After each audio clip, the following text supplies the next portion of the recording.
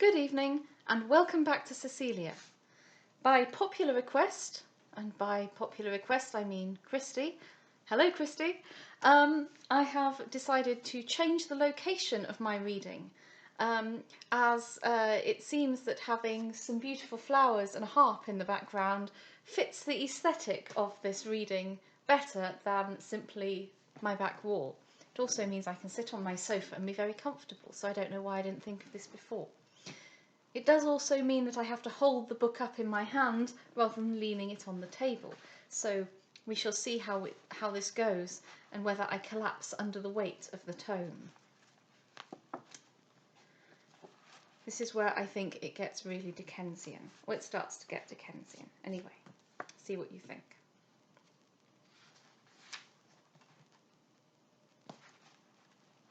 Chapter 9.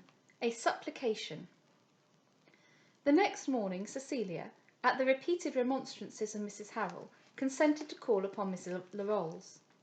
She felt the impracticability of beginning at present the alteration in her way of life she had projected, and therefore thought it most expedient to assume no singularity till her independency should enable her to support it with consistency.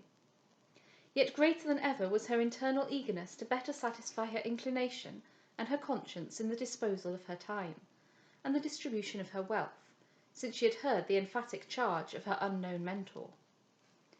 Mrs. Harrel declined accompanying her in this visit, because she had appointed a surveyor to bring a plan for the inspection of Mr. Harrel and herself, of a small temporary building to be erected at Violet Bank, for the purpose of performing plays in private the ensuing Easter. When the street door was opened for her to get into the carriage, she was struck with the appearance of an elderly woman, who was standing at some distance, and seemed shivering with cold, and who, as she descended the steps, joined her hands in an act of supplication, and advanced nearer to the carriage. Cecilia stopped to look at her. Her dress, though parsimonious, was too neat for a beggar, and she considered a moment what she could offer her. The poor woman continued to move forward, but with a slowness of pace that indicated extreme weakness, and as she approached and raised her head, she exhibited a countenance so wretched and a complexion so sickly that Cecilia was impressed with horror at the sight. With her hands still joined, and a voice that seemed fearful of its own sound, "Oh, madam," she cried, "that you would but hear me!" "Hear you?" repeated Cecilia, hastily feeling for her purse. "Most certainly, and tell me how I shall assist you." "Heaven bless you for speaking so kindly, madam," cried the woman, with a voice more assured. "I was sadly afraid you would be angry, but I saw the carriage at the door, and I thought I would try, for I could be no worse, and distress, madam, makes very bold." "Angry?" said Cecilia, taking a crown from her purse. "No, indeed. Who could see such wretchedness and feel anything but pity?" "Oh, madam," returned the poor woman, "I could almost cry to hear you talk so, though I never thought to cry again, since I left it off for my poor Billy." "Have you then lost a son?" "Yes, madam, but he was a great deal too good to live, so I have quite left off grieving for him now." "Come in, good woman," said Cecilia. "It is too cold to stand here, and you seem half starved already. Come in and let me have some talk with you." She then gave orders that the carriage should be driven round the square till she was ready, and making the woman follow her into a parlour, desired to know what she should do for her, changing, while she spoke, from a movement of increasing compassion, the crown which she held in her hand for double that sum. "You can do everything, madam," she answered, "if you will but please for us to his honour. He little thinks of our distress, because he has been afflicted with none himself, and indeed I would not be so troublesome to him, but indeed, madam, we are quite pinched for want." Cecilia, struck with the words, "he little thinks of our distress because he has been afflicted with none himself," felt again ashamed of the smallness of her intended donation, and taking from her purse another half-guinea, said, "Will this assist you? Will a guinea be sufficient for you for the present?" "I humbly thank you, madam," said the woman, curtsying low. "Shall I give you a receipt?" "A receipt?" cried Cecilia with emotion. "For what? Alas, our accounts are by no means balanced, but I shall do more for you if I find you as deserving an object as you seem to be."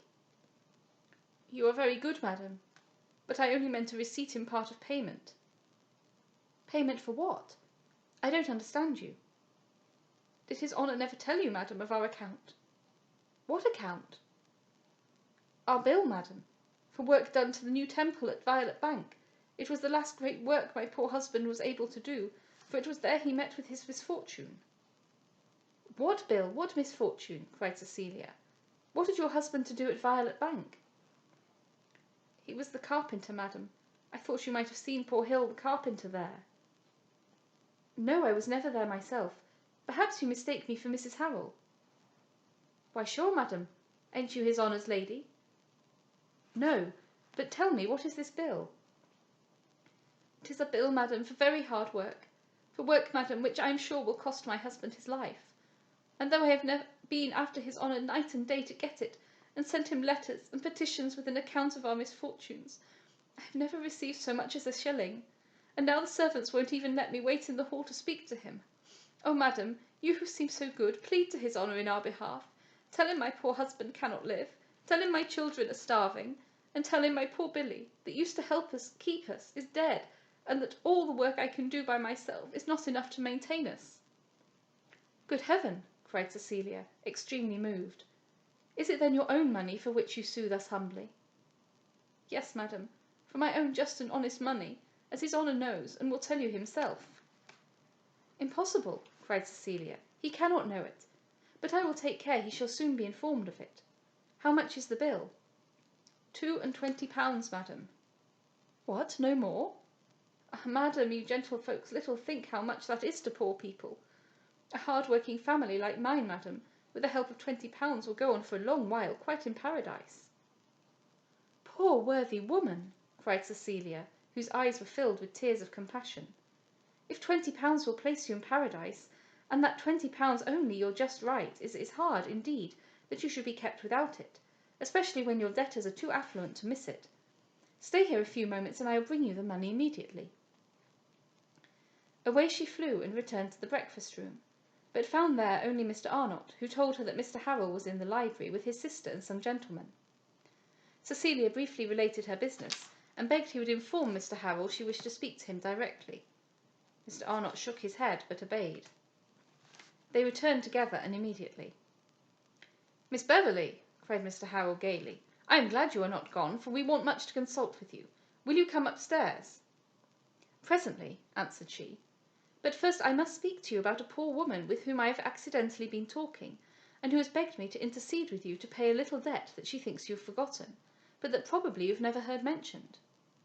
A debt? Cried he, with an immediate change of countenance. To whom? Her name, I think, is Hill. She is wife to the carpenter you employed about a new temple at Violet Bank. Oh, what, that woman? Well, well, I'll see she shall be paid. Come, let us go to the library. What, with my commission so ill executed? I promised to petition for her to have the money directly. Pooh, pooh, there's no hurry. I don't know what I have done with her bill. I'll run and get another. Oh, upon no account. She may say another in 2 or 3 days. She deserves to wait a 12-month for her impertinence in troubling you at all about it. That was entirely accidental. But indeed you must give me leave to perform my promise and plead for her. It must be almost the same to you whether you pay such a trifle as 20 pounds now or a month hence. And to this poor woman the difference seems little short of life or death, for she tells me her husband is dying and her children are half famished. And though she looks an object of the cruellest want and distress herself, she appears to be their only support. Oh, cried Mr. Harrel, laughing, what a dismal tale has she been telling you! No doubt she saw you were fresh from the country. But if you give credit to all the farragos of these trumpery impostors, you will never have a moment to yourself, nor a guinea in your purse. This woman, answered Cecilia, cannot be an impostor. She carries marks but too evident and too dreadful in her countenance of the sufferings which she relates. Oh, answered he, when you know the town better, you will soon see through the tricks of this sort. A sick husband and 5 small children are complaints so stale now that they serve no other purpose in the world but to make a joke. Those, however, who can laugh at them must have notions of merriment very different to mine.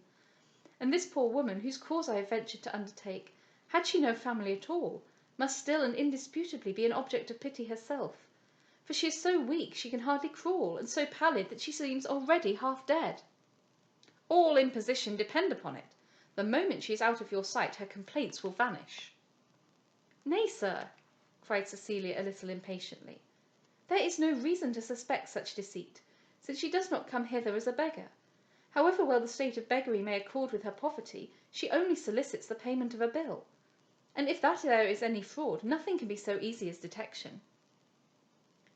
Mr. Harrel bit his lips at this speech, and for some instants looked much disturbed, but soon recovering himself, he negligently said, "Pray, how did she get at you?" "I met her at the street door." "But tell me, is not her bill a just one?" "I cannot say. I never had time to look at it." "But you know who the woman is, and that her husband worked for you, and therefore that in all probability it is right, do you not?" Yes, I know who the woman is well enough.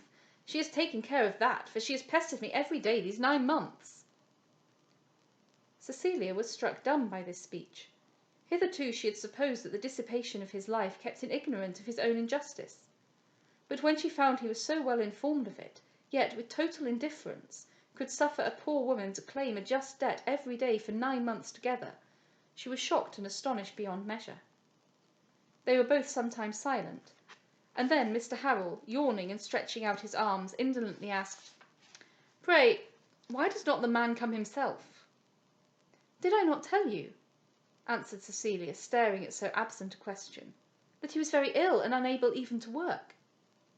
"Well, when he is better," added he, moving towards the door, "he may call, and I will talk to him."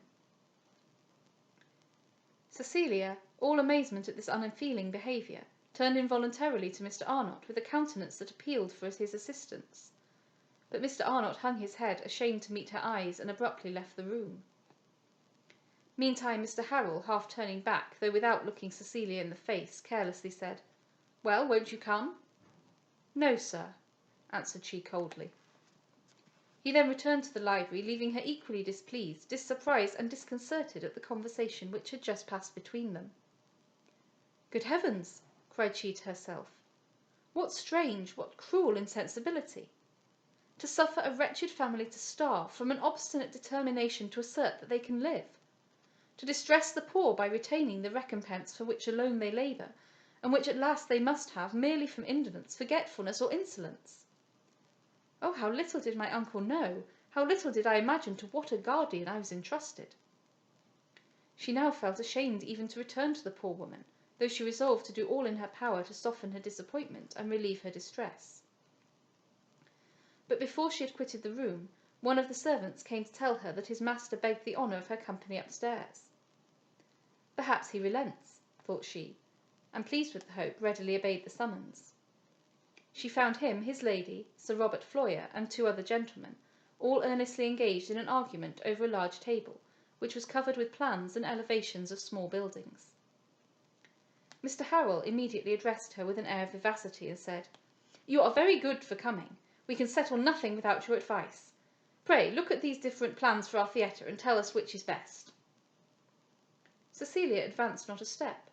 The sight of plans for new edifices, when the workmen were yet unpaid for old ones, the cruel wantonness of raising fresh fabrics of expensive luxury, while those so lately built had brought their neglected labourers to ruin, excited an indignation she scarce thought right to repress, while the easy sprightliness of the director of these revels, to whom but a moment before she had represented the oppression of which they made him guilty, filled her with aversion and disgust.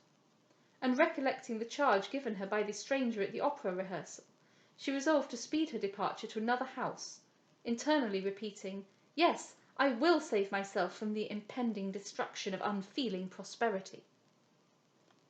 Mrs. Harrel, surprised at her silence and extreme gravity, inquired if she was not well, and why she had put off her visit to Miss Larolles. And Sir Robert Floyer, turning suddenly to look at her, said, "Do you begin to feel the London air already?" Cecilia endeavoured to recover her serenity and answer these questions in her usual manner, but she persisted in declining to give any opinion at all about the plans, and after slightly looking at them, left the room. Mr. Harrel, who knew better how to account for her behaviour than he thought proper to declare, saw with concern that she was more seriously displeased than he had believed an occurrence which he had regarded as wholly unimportant could have made her, and therefore, desirous that she should be appeased, he followed her out of the library, and said, "Miss Beverley, Will tomorrow be soon enough for your protégée?" "Oh, yes, no doubt," answered she, most agreeably surprised by the question. "Well, then, will you take the trouble to bid her come to me in the morning?" Delighted at this unexpected commission, she thanked him with smiles for the office, and as she hastened downstairs to cheer the poor expectant with the welcome intelligence, she framed 1,000 excuses for the part he had hitherto acted, and without any difficulty persuaded herself he began to see the faults of his conduct, and to meditate a reformation. She was received by the poor creature she so warmly wished to serve with a countenance already so much enlivened, that she fancied Mr. Harrel had himself anticipated her intended information. This, however, she found was not the case, for as soon as she heard his message, she shook her head and said, "Ah, madam, his honour always says tomorrow. But I can better bear to be disappointed now, so I'll grumble no more. For indeed, madam, I have been blessed enough today to comfort me for everything in the world. If I could but keep from thinking of poor Billy, I could bear all the rest, madam, but whenever my other troubles go off, that comes back to me so much the harder." "There indeed I can afford you no relief," said Cecilia, "but you must try to think less of him and more of your husband and children who are now alive. Tomorrow you will receive your money, and that I hope will raise your spirits. And pray let your husband have a physician, to tell you how to nurse and manage him. I will give you 1 fee for him now, and if you should want further advice, don't fear to let me know." Cecilia had again taken out her purse, but Mrs. Hill, clasping her hands, called out, "Oh, madam, no, I don't come here to fleece such goodness. But blessed be the hour that brought me here today, and if my poor Billy were alive, he should help me thank you." She then told her that she was now quite rich, for while she was gone, a gentleman had come into the room who had given her 5 guineas. Cecilia, by her description, soon found this gentleman was Mr. Arnott, and a charity so sympathetic with her own failed not to raise him greatly in her favour. But as her benevolence was a stranger to that parade which is only liberal from emulation, when she found more money not immediately wanted, she put up her purse, and charging Mrs. Hill to inquire for her the next morning, when she came to be paid, bid her hasten back to her sick husband. And then, again ordering the carriage to the door, she set off upon her visit to Miss Larolles, with a heart happy in the good already done, and happier still in the hope of doing more.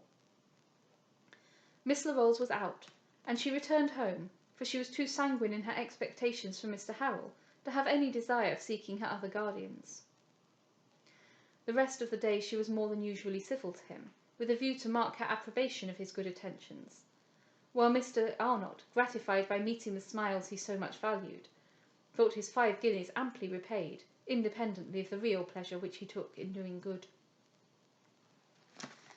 Gosh, it's a cruel world there. I know it's hard for us in the 21st century to imagine a London in which workers are not paid for the work they do, and the rich believe that the poor are scrounging off them and trying to get all they can when simply they haven't got enough to live on because the social security network is not sufficient to actually allow people to have a living wage. I know that this is really hard for people to understand, and yet I think we must try. And in honour of that, I shall read a second chapter tonight. Chapter 10. A Provocation. The next morning, when breakfast was over, Cecilia waited with much impatience to hear some tidings of the poor carpenter's wife. But though Mr. Harrel, who had always that meal in his own room, came into his lady's at his usual hour, to see what was going forward, he did not mention her name. She therefore went into the hall herself, to inquire among the servants if Mrs. Hill was yet come. Yes, they answered, and had seen their master, and was gone. She then returned to the breakfast room, where her eagerness to procure some information detained her, though the entrance of Sir Robert Floyer made her wish to retire. But she was wholly at a loss whether to impute the general forgetfulness, or the failure of performing his promise, the silence of Mr. Harrel upon the subject of her petition. In a few minutes they were visited by Mr. Maurice, who said he called to acquaint the ladies that the very next morning there was to be the rehearsal of a very grand new dance at the Opera House, where, though admission was difficult, if it was agreeable to them to go, he would undertake to introduce them. Mrs. Harrel happened to be engaged, and therefore declined the offer. He then turned to Cecilia and said, "Well, ma'am, when did you see our friend Monckton?" Not since the rehearsal, sir. He is a mighty agreeable fellow, he continued, and his house in the country is charming. One is as easy at it as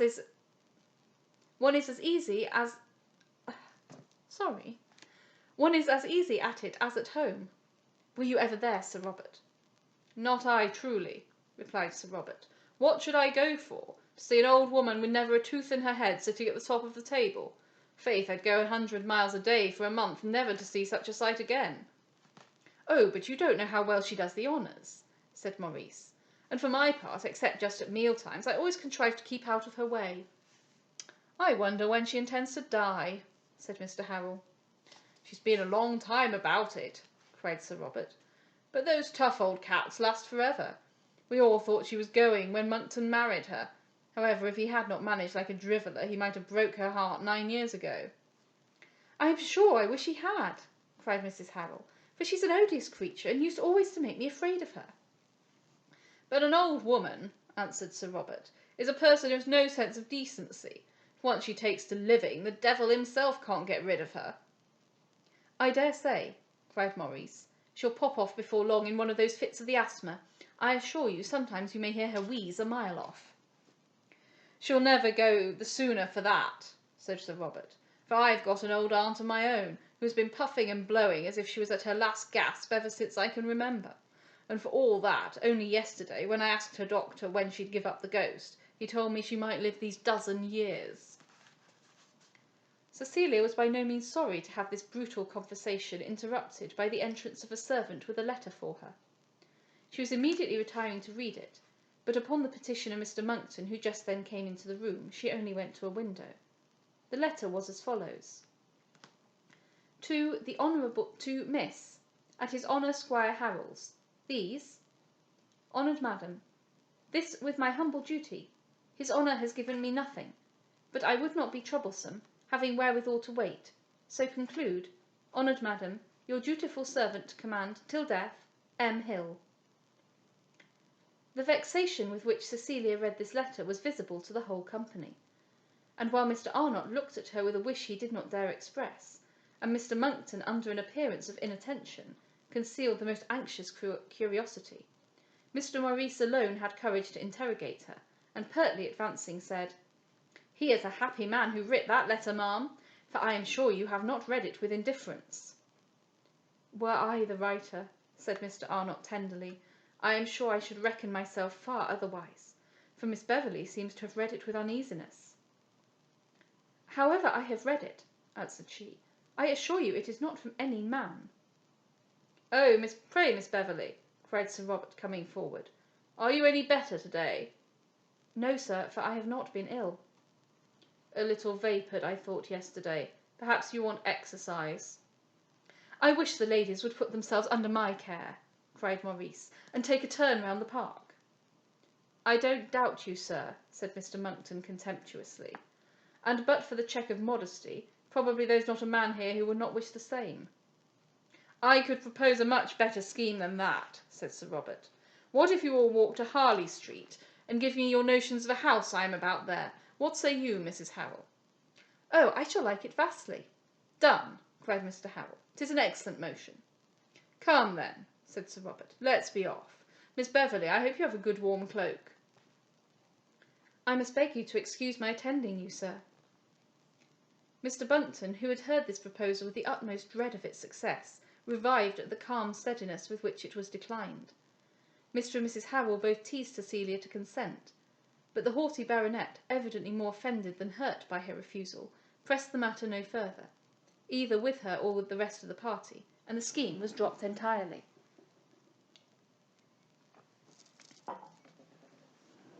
Mr. Monckton failed not to remark this circumstance, which confirmed his suspicions, that though the proposal seemed made by chance, its design was nothing else than to obtain Cecilia's opinion concerning his house.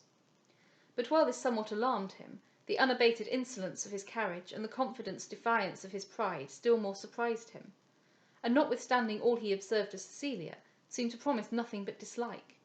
He could draw no other inference from his behaviour than that if he admired, he also concluded himself sure of her. This was not a pleasant conjecture, however little weight he allowed to it, and he resolved, by outstaying all the company, to have a few minutes' private discourse with her upon the subject. In about half an hour, Sir Robert and Mr. Harrel went out together. Mr. Monckton still persevered in keeping his ground, and tried, though already weary, to keep up a general conversation. But what moved at once his wonder and his indignation was the assurance of Maurice, who seemed not only bent upon staying as long as himself, but determined by rattling away to make his own entertainment. At length a servant came in to tell Mrs. Harrel that a stranger who was waiting in the housekeeper's room begged to speak with her upon very particular business. "Oh, I know," cried she, "'tis that odious John Groot. Do pray, brother, try to get rid of him for me, for he comes to tease me about his bill, and I never know what to say to him." Mr. Arnott went immediately, and Mr. Monckton could scarce refrain from going too, that he might entreat John Groot by no means to be satisfied without seeing Mrs. Harrel herself. John Groot, however, wanted not his entreaties, as the servant soon returned to summon his lady to the conference. But though Mr. Monckton now seemed near the completion of his purpose, Maurice still remained. His vexation at this circumstance soon grew intolerable.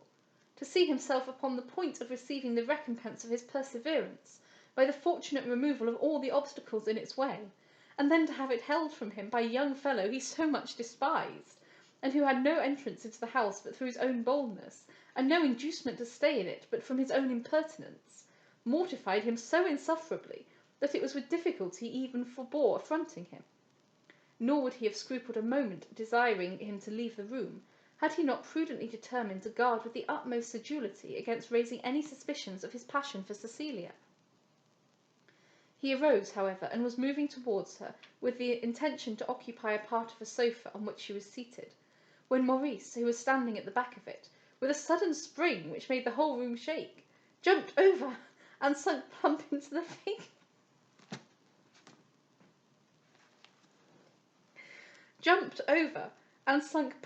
the vacant place himself, calling out at the same time, "Come, come, what have you married men to do with young ladies? I shall seize this post for myself."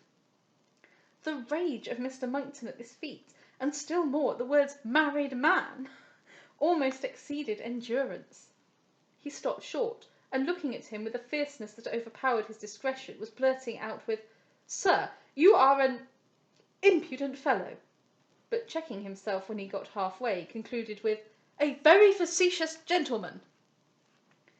Maurice, who wished nothing so little as disobliging Mr. Monckton, and whose behaviour was merely the result of levity and a want of early education, no sooner perceived his displeasure, than rising with yet more agility than he had seated himself, he resumed the obsequiousness of which an uncommon flow of spirits had robbed him, and guessing no other subject for his anger than the disturbance he had made, he bowed almost to the ground, first to him and afterwards to Cecilia, most respectfully begging pardon of them both for his frolic, and protesting he had no notion he should have made such a noise. Mrs. Harrel and Mr. Arnott, now hastening back, inquired what had been the matter. Maurice, ashamed of his exploit and frightened by the looks of Mr. Monckton, made an apology with the utmost humility, and hurried away. And Mr. Monckton, hopeless of any better fortune, soon did the same, gnawn with a cruel discontent which he did not dare avow, and longing to revenge himself upon Maurice, even by personal chastisement.